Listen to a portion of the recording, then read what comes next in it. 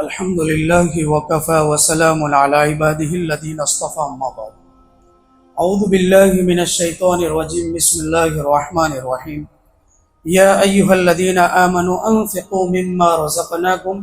من قبل أن يأتي يوم لا بيع فيه ولا خلة ولا شفاعة والكافرون هم الظالمون. وقال النبي صلى الله تعالى عليه وسلم اتقوا النار ولو بشق تمرة او كما قال علیہ الصلاۃ والسلام. صدق اللہ العلی العظیم. محترم عزیز ساتھیوں، نوجوانوں، بزرگوں، اللہ رب العزت کا بے انتہا کرم اور احسان ہے کہ اللہ تعالیٰ نے ہم جیسے گنہگاروں کو، نافرمانوں کو اور صحیح معنوں میں ایمان پر نہ چلنے والوں کو یہ رمضان کا بڑا بابرکت مہینہ عطا فرمایا. لکھا ہے کتاب کے اندر کہ بعض سلف صالحین اور ہمارے جو پرانے بزرگ گزرے ہیں ان کا یہ معمول ہے کہ وہ رمضان سے 6 مہینے پہلے اللہ تعالیٰ سے دعا اور التجا کیا کرتے تھے کہ اللہ ہمیں رمضان عطا فرمائے. اور انہی بزرگوں کا یہ عمل تھا کہ رمضان گزر جانے کے بعد 5 مہینے تک اللہ تعالیٰ سے یہ التجا اور دعا کیا کرتے تھے، یا اللہ رمضان کی عبادتوں کو قبول فرما لے. حضرت انس رضی اللہ تعالی عنہ صحابہ کرام کی شعبان کی معمول کے اوپر روشنی ڈالتے ہیں، اور حضرت انس رضی اللہ عنہ فرماتے ہیں کہ جب شعبان کا چاند نظر آ جاتا، رمضان کی بات نہیں کرتا ہوں، شعبان کے مہینے کا چاند نظر آ جاتا تو صحابہ کا معمول یہ تھا کہ صحابہ کرام تمام کے تمام قرآن شریف کی طرف جھک پڑتے تھے اور اپنے مالوں کی زکوٰۃ نکالتے تھے، تاکہ جو غریب لوگ ہیں وہ غریب لوگ رمضان کے اندر بالکل بے ٹینشن اور بے فکر ہو کر اور فری ہو کر جو ہے روزے رکھے اور جو ہے اس کا لطف اٹھائے اور اللہ کی عبادت کے اندر مست مگن ہو جائے. یہ صحابہ کرام رضوان اللہ علیہم اجمعین کا شعبان کے مہینے میں معمول تھا. روایت میں یہ بات ملتی ہے کہ نبی کریم صلی اللہ تعالی علیہ وسلم صحابہ کرام کی جو ہے شعبان کے مہینے میں ذہن سازی کیا کرتے تھے، یعنی ان کے مائنڈ کو سیٹ کیا کرتے تھے کہ شعبان کے مہینے کے اندر ہمیں جو ہے اپنے آپ کو تیار کرنا ہے اور اس کے اندر اپنے آپ کو عبادت میں لگا دینا ہے، کیونکہ شعبان کے مہینے میں جب اپنے آپ کو عبادت میں مشغول کریں گے، تیار کریں گے، تو رمضان کے مہینے کے اندر ہمارے لیے آسانی ہو جائے. لیکن ہمارا معاملہ الٹا ہے. جب تک رمضان کا چاند نظر نہیں آتا تب تک وہ نمازی جو صرف جمعہ کے دن نماز میں 2 رکعت کے لیے آتے ہیں، ابھی چاند نظر کہاں آئے کہ ہم لوگ عشاء کی نماز میں آ جائے. پھر جس دن چاند نظر آتا ہے اس دن رات کو عشاء کی نماز سے وہ نظر آتے ہیں. اور پھر آگے چل کر ہمارا یہ معمول ہو جاتا ہے کہ چند ایسے بد نصیب لوگ ہوتے ہیں کہ جو رمضان کے مہینے کو پاتے ہیں، رمضان کا مہینہ نصیب ہو جاتا ہے، لیکن اس کے باوجود بھی اپنی مغفرت کو تلاش نہیں کرتے اور حاصل نہیں کرتے، بلکہ کچھ دن تراویح کے اندر حاضر ہوتے ہیں، کچھ دن روزے رکھتے ہیں، کچھ دن 5 وقت کی نماز پڑھتے ہیں، پھر ایسے ہی باقی دنوں کی طرح اور عام دنوں کی طرح اپنی زندگی کو گزارتے ہیں. یہ نحوست ہے ہمارے لیے. بزرگوں کا عمل دیکھو کہ 6 مہینے پہلے رمضان کو حاصل کرنے کی اور اس کی سعادت اور اس کی خیر و برکات کے لیے اللہ سے آہوزاری اور دعا کیا کرتے تھے. اور ہمارا معاملہ الٹا ہے کہ ہم بجائے ربانی بننے کے ہم رمضانی بن جاتے ہیں، ہے نا. صرف رمضان کا ماحول، اور اس ماحول کے اندر ہم رچ کر جو ہے پھر اس کے بعد جیسے عید کا چاند نظر آتا ہے اس دن سے پھر ہم جو ہے اپنی 11 مہینے والی پرانی رفتار کی زندگی گزارتے ہیں. ہمیں یہ مہینہ کیوں ملا ہے؟ حضرت علی میاں ندوی رحمت اللہ علیہ نے لکھا ہے کہ اس مہینے کے اندر آدمی کو روزے رکھنے کی وجہ سے اور دوسری عبادتوں کی کرنے کی وجہ سے اس کو روحانی طاقت حاصل ہوتی ہے اور اللہ کا قرب اور اللہ کی نزدیکی حاصل ہوتی ہے. جو انسان چاہے کہ اس کی ویلیو اللہ کے نزدیک بڑھ جائے، اس کو چاہیے کہ رمضان کی ایک ایک لمحے کی قدر کرے، اس کو یوں ہی نہ گزارے. لیکن ہمارا معاملہ الٹا ہے. ہم صرف رمضانی ماحول کے اعتبار سے ایک ایمانی پاور کے ساتھ اپنی زندگی گزارتے ہیں، اور جیسے جیسے رمضان کے دن گزرتے جاتے ہیں اور رمضان ختم ہونے کے قریب ہوتا چلا جاتا ہے، ہماری زندگی اتنی عبادت سے دور چلی جاتی ہے. 20 کے بعد شاپنگ میں گزر جاتی ہے، کیا ہے تو پتوا ہے وہ پڑوا ہے نا. اور ایسے ہی جیسے علم ترج شروع ہو جاتی ہے تو علم ترا والی تراویح بھی کوئی نہیں پڑھتا الا ماشاءاللہ. اکثر میں بولتا ہوں کہ ہمارے جو عمر رسیدہ، جو بزرگ قسم کے عمر بڑی عمر کے جو حضرات ہیں، وہ ماشاءاللہ پابندی کے ساتھ جو ہے رمضان کو گزارتے اور رمضان کی قدر کرتے. کمال کی بات یہ نہیں ہے کہ آدمی یعنی بڑھاپے کی حالت میں اپنے آپ کو اللہ سے جوڑے. کمال کی بات یہ ہے کہ آدمی جوانی میں اللہ سے اپنی گناہوں کی معافی اور طلب کرے، بخشش طلب کرے اور اپنے گناہوں سے توبہ کرے اور رمضان کو صحیح معنوں میں گزارے. لیکن ہمارا معاملہ الٹا ہے. لکھا ہے کتاب کے اندر رمضان کا مل جانا کمال کی بات نہیں ہے، بلکہ کمال کی بات یہ ہے کہ رمضان کے اندر ہمیں عبادتوں کی توفیق مل جائے. ورنہ بھی چند دن پہلے یعنی 2-3 دن پہلے رمضان شروع ہوا، اس کے بعد ایک صاحب سے ملاقات ہوئی. وہ کہتے ہیں کہ مجھے جب سے میں نے ہوش سنبھالا ہے تب سے لے کر آج تک مجھے یاد نہیں کہ میرا رمضان میں کبھی ایک روزہ چھوٹا ہو، کبھی ایک تراویح چھوٹی ہو، ایک نماز چھوٹی ہو، قرآن کی تلاوت چھوٹی ہو. لیکن آج میں بستر کے اوپر ہوں، میں بیمار ہوں، نہ میں روزے رکھ سکتا ہوں، نہ تراویح پڑھ سکتا ہوں، نہ قرآن کی تلاوت کر سکتا ہوں، نہ نمازوں کو مسجد میں ادا کر سکتا ہوں. یہ حال ہے. وہ رو رہے ہیں، اندر سے ان کا دل رو رہا ہے کہ یہ کیسا رمضان مجھ پر آیا کہ میں مجبور ہوں، میں لاچار ہوں کہ میں روزے نہیں رکھ سکتا. لیکن آج ہم کو تندرستی ملی، جوانی ملی، وقت ملا، فرصت ملی. اس کے بعد بھی بہت سے ہمارے نوجوان بچے جو صحیح سالم ہے، بیماریوں سے دور ہے، تندرستی ہے، ہیلتھ اچھی ہے، جوانی ہے، فرصت ہے، اس کے باوجود بھی ان کی زندگی میں روزے نہیں. ہم لوگ روزے نہیں رکھیں گے. کتنا بڑا فریضہ ہے. لکھا ہے کتاب کے اندر ایک رمضان کا روزہ چھوڑ دو گے اور پھر پورے سال بھی آپ نفلی روزے رکھو گے تو ایک رمضان کے روزے کا وہ جو ہے کمپیریزن نہیں ہو سکتا، نہیں ہو سکتا. لیکن نہ بہت سے ہمارے نوجوان روزہ بھی نہیں رکھتے تو نماز بھی نہیں پڑھتے. ان کے نفس نے ان کو یہ دھوکہ دے رکھا ہے، ایک تھاٹ مائنڈ میں آ گیا کہ ہم لوگ روزہ نہیں رکھتے تو نماز بھی کیوں پڑھے، تو پھر یہ اس عبادت سے بھی دور ہو جاتے ہیں. تو کتنی بڑی محرومی اور بدقسمتی کی بات ہے کہ ان کا نفس ان کو اتنا دھوکے میں ڈال دیتا ہے اور دھوکے کے سمندر کی گہرائی میں اتار دیتا ہے کہ اللہ تعالیٰ ان کو اپنے گھر سے بھی دور کر دیتا ہے. پھر ان کو 5 وقت کی نماز کی توفیق نہیں ملتی، تراویح کی توفیق نہیں ملتی. اس لیے عزیزوں اس مہینے کی قدر کریں، ایک ایک لمحے کی قدر کریں. رمضان میں اللہ ہمیں روزے کی توفیق دے رہا ہے، رمضان میں اللہ ہمیں 5 وقت کی نماز کی توفیق دے رہا ہے، رمضان میں اللہ ہمیں تراویح پڑھنے کی توفیق دے رہا ہے، رمضان میں اللہ تعالیٰ ہمیں قرآن شریف کی تلاوت، دعا و استغفار کرنے کی توفیق دے رہا ہے، تہجد پڑھنے کی توفیق دے رہا ہے. تو اللہ کی طرف سے ہمارے لیے بہت بڑی انعام کی چیز. علامہ یوسف بن نوری رحمت اللہ علیہ جنہوں نے جامعہ ڈابل میں کئی وقت تک پڑھایا، وہ ہمارے ہندوستان کے اور بلکہ پوری دنیا کے بہت بڑی شخصیتوں میں سے ایک شخصیت تھی. وقت کے محدث اور فقیہ تھے. ان کے بارے میں لکھا ایک مضمون کہ وہ کہتے ہیں جب میں دیوبند میں پڑھتا تھا، پڑھنے کے زمانے میں ایک کچی مسجد میں گیا اور اس کچی مسجد کے اندر بیٹھ کر میں قرآن کی تلاوت کر رہا تھا اور تلاوت کرتے کرتے میں 26ویں پارے تک پہنچا. وہ جمعہ کا دن تھا اور وہ جمعہ کی نماز اس مسجد میں نہیں ہو رہی تھی جہاں میں قرآن کی تلاوت کر رہا تھا. تو مجھے اس بات کا اندیشہ رہا کہ اگر یہ 4 پارے پڑھنے جاؤں گا تو میری جماعت یعنی مسجد میں جمعہ کی نماز چھوٹ جائے گی اور مجھے دوسری مسجد میں جانا تھا جمعہ کی نماز پڑھنے کے لیے. اس لیے میں نے ایک ہی نشست کے اوپر اور ایک ہی بیٹھک کے اوپر اور ایک ہی حالت میں بیٹھ کر میں نے 26 پارے پڑھے. اور کمال کی بات یہ تھی کہ یہ فجر کے بعد سے انہوں نے قرآن شریف کی تلاوت کرنا شروع کی اور جمعہ کی نماز سے پہلے 26 پارے پڑھے اور وہ حافظ قرآن نہیں تھے، حافظ قرآن نہیں تھے. اس کے باوجود بھی ہمارے بزرگوں کا عالم یہ ہے. حضرت شیخ زکریا نور اللہ مرقدہ کے گھرانے کی مستورات کے بارے میں لکھا ہے، آبدی کے اندر لکھا ہے کہ ان کی گھر کی مستورات جو ہیں گھریلو کام کاج کے ساتھ روزانہ 18 پارہ قرآن شریف کی تلاوت کرنے کا معمول تھا.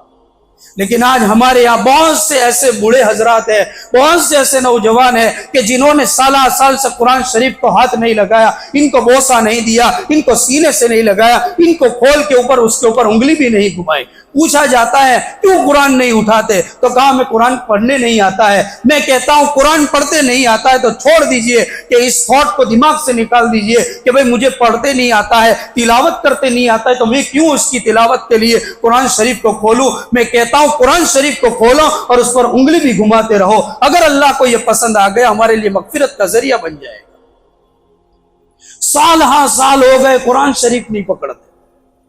کیوں؟ کہ بھئی مجھے پڑھتے نہیں آتا ہے۔ نہیں پڑھتے آتا ہے تو انگلی گھماتے رہو۔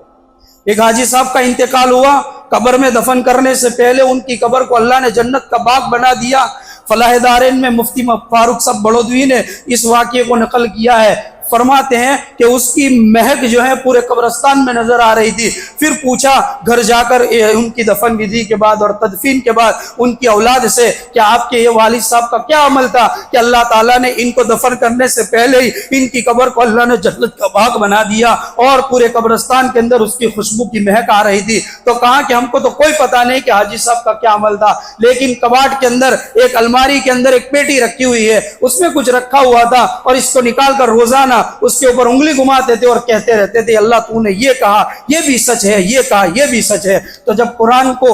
اس کے اندر الماری کو کھولا اور اس کے اندر سے پیٹی نکالی تو دیکھا تو اس میں قرآن شریف تھا۔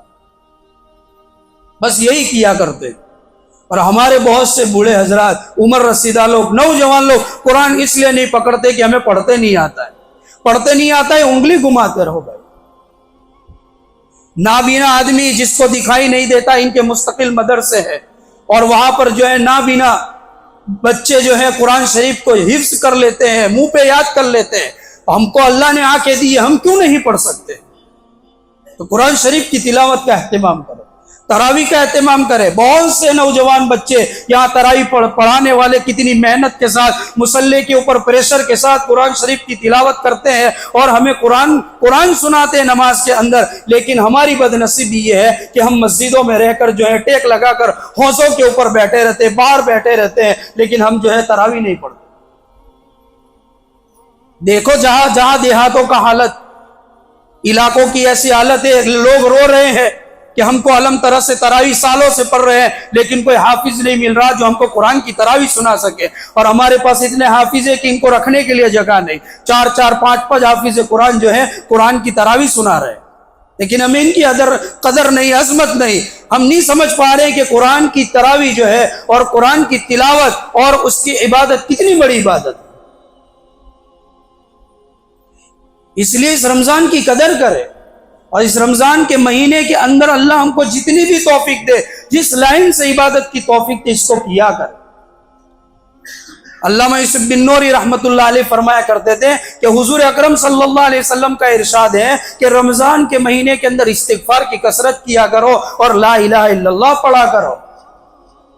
اور اللہ تعالیٰ سے جو ہے جنت کو طلب کیا کرو، جہنم سے یعنی حفاظت اور اس سے اجتناب مانگا کرو۔ لیکن آج ہمارے پاس تسبیح گنوانے کے لیے وقت نہیں ہے۔ ہمارے نوجوان مسجدوں میں بیٹھ کر بھی یعنی موبائل کھولتے ہیں، کوئی لوڈو کھیلتا ہے اور نہ جانے کون کون سی گیمیں کھیلتے ہیں اور اپنا وقت اس میں گزار دیتے ہیں۔ مستقل وقت بناؤ اپنے کاروبار کو آگے پیچھے کر کے، اور جو ہے اس میں کمانے کے چکر کو یعنی اس کے وقت کو جو ہے اس میں سے نکال کر اسی ترتیب بناؤ کہ اتنا وقت تو مجھے مسجد میں دینا ہے، عبادت میں دینا ہے، قرآن کو دینا، تب جا کے 11 مہینے ہمیں یہ توفیق ہوگی۔ اور یہ دل وسیع کر لو، دماغ کو وسیع کر لو کہ صرف رمضان کے لیے ہم رمضانی ایمان والے اور نمازی بننے والے نہیں ہیں، ہم تو اس رمضان سے اللہ سے اپنی لائف چینج کریں گے اور اللہ سے مانگیں گے کہ اللہ رمضان میں اگر تو ہمیں نمازوں کی توفیق دے سکتا ہے، تو رمضان میں ہمیں قرآن شریف کی تلاوت کی توفیق دے سکتا ہے، تو رمضان کے اندر ہمیں سجدوں کی توفیق دے سکتا ہے، اے اللہ تو ہی خالق کائنات ہے جو تمہیں ہمیں 11 مہینے بھی توفیق دے سکتا ہے۔ تو اس کی فکر کرے، ایسا نہیں کہ صرف رمضان کا ماحول ہے، رمضان میں ہم نمازی بنے، رمضان میں قرآن پکڑا، اس کے بعد اس کو طاقوں میں ڈال دیا اور اس کے بعد جو ہے ہم نے قرآن شریف کو ارمانی میں ڈال دیا۔ اس لیے ضرورت اس بات کی ہے کہ اس مہینے کی قدر اس طرح کرے اور اللہ تعالیٰ سے خاص طور پر جیسے رمضان کے اندر روزوں کا رکھنا یہ فرض ایک مستقل عبادت، اور اسی طریقے سے تراویح پڑھنا ایک مستقل عبادت، قرآن شریف کی تلاوت کرنا مستقل عبادت، اسی طرح زکوٰۃ کا نکالنا مستقل عبادت، اور دعاؤں کا اہتمام کرنا ایک مستقل عبادت ہے۔ دعاؤں کا اہتمام کرے، جس طرح افطار سے پہلے مسجدوں میں ماشاءاللہ ایک ماحول نظر آتا ہے اور اس میں کافی سارے ہمارے حضرات جو ہے افطار سے پہلے دعاؤں میں اپنا وقت لگاتے ہیں، ٹھیک اسی طرح سحری کے موقع پر بھی دعاؤں کا اہتمام کرے۔ وَبِالْأَسْحَارِ هُمْ يَسْتَغْفِرُونَ، اللہ تعالیٰ نے قرآن میں فرمایا ہے کہ سحر کا وقت جو ہے، جو آخری پہر کا جو وقت ہوتا ہے رات کا، اس کے اندر اللہ تعالیٰ جو ہے اتنے قریب آ جاتا ہے کہ لوگوں کی دعائیں قبول کر لیتے ہیں۔ تہجد کی پابندی کرے۔ آج ہمارے لیے رمضان میں تہجد پڑھنا بہت ایزی اور آسان ہے، کیونکہ ہم تو صبح صادق سے پہلے سحری کھانے کے لیے اٹھ جاتے ہیں، تو اٹھتے ہی فوراً اپنی ضرورت سے فارغ ہو جائے اور وضو بنا کر کم از کم 2 رکعت تہجد پڑھے اور اس کے بعد سحری کھائے۔ کیوں نہیں کر سکتے ہم؟ تہجد اتنی زبردست اور امپورٹنٹ عبادت ہے کہ اس کا درجہ فرض نمازوں کے بعد بتلایا گیا اور کہا جس کو اپنے مسئلے حل کروانے ہیں، جس کو اللہ سے اپنا تعلق قائم کرنا ہے، جس سے اللہ سے اپنی نزدیکی حاصل کرنی ہے، اس کو چاہیے کہ وہ تہجد کی پابندی کرے، سارے مسئلے حل ہو جائیں گے۔ اور جہاں جہاں قرآن کے اندر اللہ تبارک و تعالیٰ نے نبی کریم صلی اللہ علیہ وسلم سے یہ خطاب فرمایا فَسَبِّحْ بِحَمْدِ رَبِّكَ، یہ اس طرح جہاں جہاں قرآن شریف میں آیا ہے وہاں اس کی تفسیر میں یہ بات لکھی ہے کہ اللہ تعالیٰ چاہتا ہے کہ نمازوں کے ذریعے تم جو ہے اپنی روزی کو طلب کرو، نمازوں کے ذریعے تم جو ہے اپنی روزی میں برکت کو طلب کرو، بلکہ اقیم الصلاۃ لدلوک الشمس، اس کی تفسیر میں تو یہاں تک لکھا ہے کہ جو آدمی یہ چاہے کہ ہر لائن سے دشمن کی مکر و فروغ سے اور اس کی خراب چالوں سے اگر تم بچنا چاہتے ہو، اس کا واحد علاج یہ ہے کہ تم نماز کی پابندی کرو، کسی بابو کی تعویذ کی ضرورت نہیں۔ اس لیے میرے بھائیوں، یہ ہمارے پاس یہ گولڈن چانس ہے، اور یہاں تک کتابوں میں لکھا ہے کہ حضرت علی میاں ندوی رحمت اللہ علیہ تو فرماتے ہیں کہ رمضان کو اس طرح گزارو کہ یہ میرا آخری رمضان ہے، یوں سمجھ لو، اور یہ دماغوں میں سوچو کہ پچھلے رمضان میں ہمارے کتنے ایسے ہمارے رشتہ دار اور محلے میں رہنے والے ہمارے مومن بھائی دوست رشتہ دار احباب جو ہیں اس پچھلے رمضان میں موجود تھے لیکن اس رمضان میں موجود نہیں ہے، ہو سکتا ہے آئندہ رمضان میں ہم موجود نہ ہوں۔ یہ رمضان کو ایسے گزارے، توبہ کرے، اپنے گناہوں سے معافی طلب کرے۔ آج کے دن سے ایک نحوست یعنی شروع ہونے والی ہے IPL کی نحوست، جس میں ہمارے بہت سے نوجوانوں کی زندگی اس پر لگ جائے گی، ان کے مال لگ جائیں گے اور ان کا وقت لگ جائے گا، تو یہ اس ماحول کے اندر اتنے گل مل جائیں گے تو بجائے وہ تراویح پڑھنے کے عشاء کی نماز بھی چھوڑ دیں گے۔ مفتی حفظ الرحمن سملکی دامت برکاتہم نے جامعہ ڈابیل کے جو استاد حدیث ہے، انہوں نے 6 مہینے تک جو ہے لغو اور یہ جو کھیل کود ہے اس کے اوپر مستقل 6 مہینے بیان کیا، اور اس کا خلاصہ یہ بیان کیا ہے کہ جو آدمی اپنے آپ کو کھیل کودوں میں لگا دیتے ہیں اس کا نتیجہ میں نے یہ نکالا قرآن حدیث کی روشنی کے اندر کہ اس کا انجام برا ہوتا ہے، اس کی موت کے وقت اس کا عالم خراب ہو جاتا ہے۔ اس میں مبتلا نہ ہو، بچائے اپنے آپ کو، ان چیزوں سے بچنے کی ضرورت ہے۔ اور خاص طور پر میرے بھائیوں،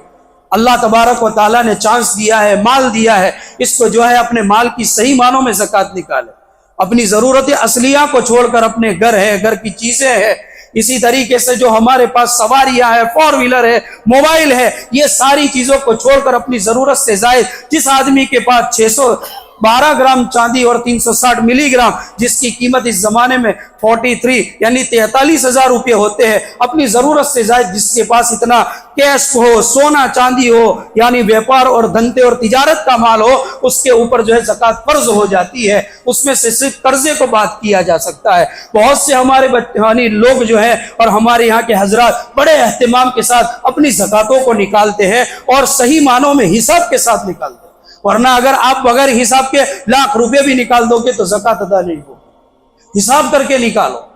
پوچھو،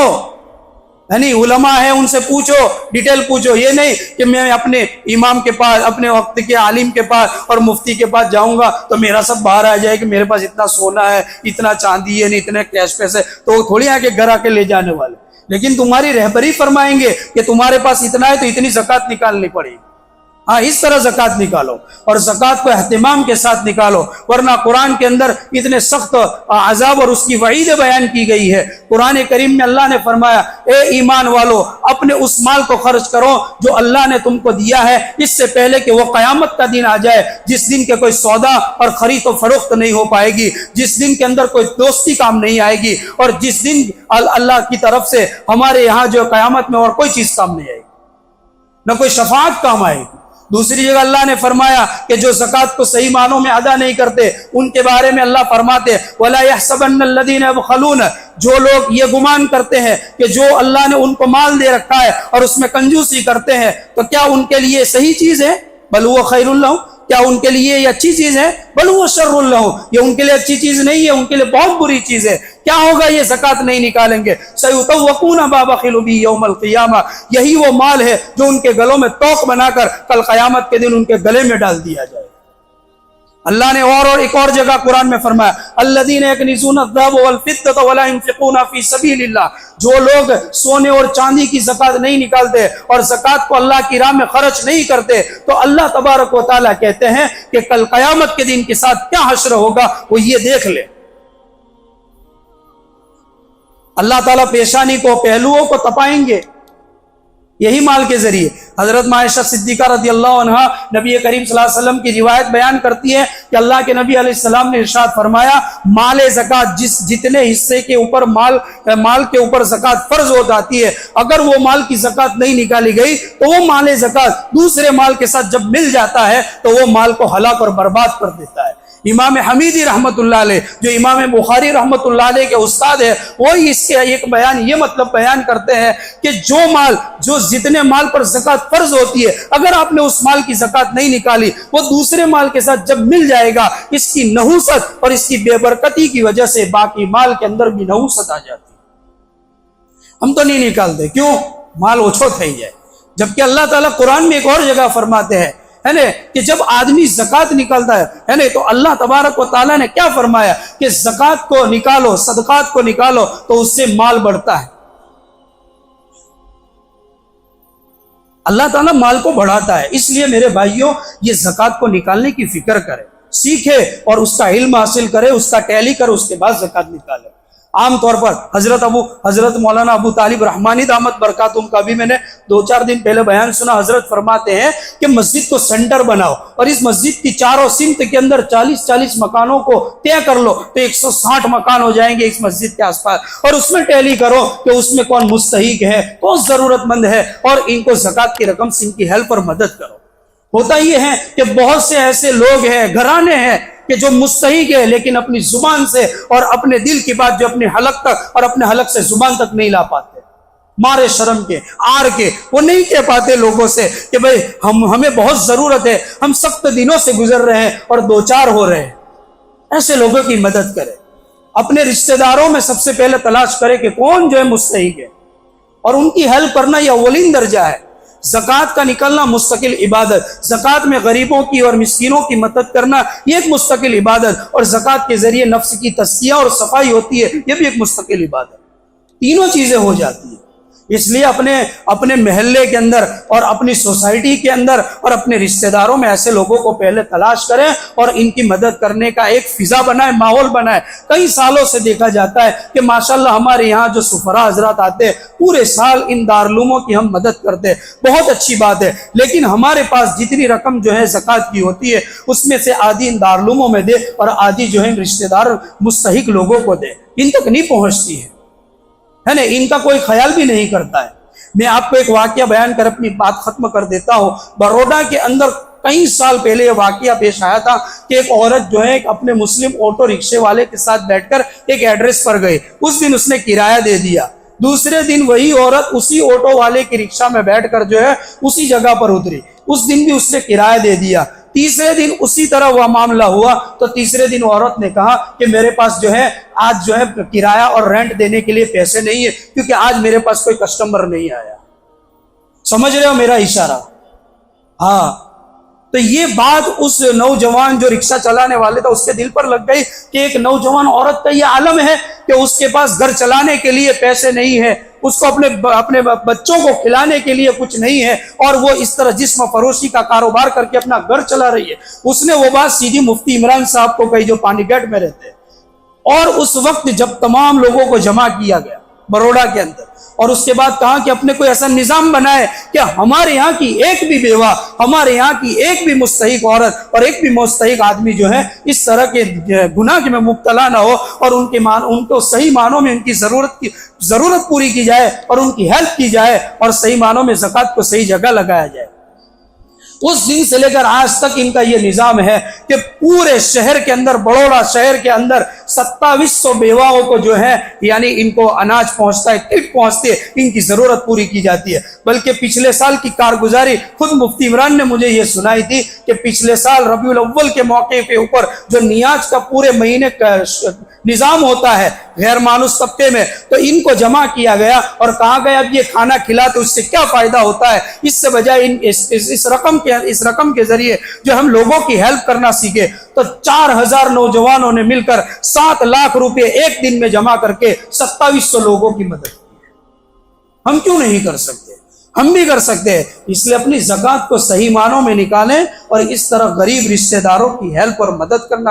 اور اس کا نظام بنائے۔ اپنے یہاں کتنے غریب اور کتنے بیوہ اور کتنے لاچار لوگ ہوتے ہیں، ان کی بھی مدد کریں، اور اسی طرح دارالعلوموں کی بھی مدد۔ اپنے مسجد مدرسے کا خیال رکھے، للہ رقم سے ہماری مسجدیں چلتی ہے، ہمارا مدرسہ چلتا ہے، سال ہر سال سے ایک نظام ہے کہ ہر سال صرف 500 روپے دینا ہوتا ہے۔ لیکن آپ اسکولوں کا ریکارڈ اٹھا کر دیکھو کہ اسکولوں کی حالت یہ ہے کہ ہر سال فیس بڑھ جاتی ہے، لیکن کسی کی طاقت نہیں کہ آفس میں جا کر یوں کرے کہ 11,000 15,000 دینے ہیں تو اس میں سے میں 500 روپے کم دوں گا۔ وہ کہہ دیں گے کہ آپ کے بچے کو پڑھانا ہے تو پڑھو، یہاں سے لے جاؤ،